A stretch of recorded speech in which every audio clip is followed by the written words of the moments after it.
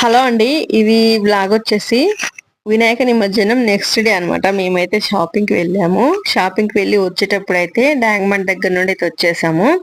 అంతకు ముందు రోజు కూడా వెళ్ళాము, కానీ అంతకు ముందు రోజు వెళ్ళినప్పుడు అసలు ఫుల్ ట్రాఫిక్ అనమాట. వేరే రూట్స్ నుండి వెళ్ళాము. ఈ రోడ్ అంతా కూడా బంద్ చేసేసారనమాట. అప్పుడు నిమజ్జనాలు ఉన్నాయి కాబట్టి ఆ రోజు ఇంకా నెక్స్ట్ డే అయితే ఓపెన్ చేశారనమాట. నెక్స్ట్ డేకి కూడా నిమజ్జనాలు ఇంకా కొన్ని కొన్ని అప్పటి వరకు కూడా అయిపోయినాయి అనమాట.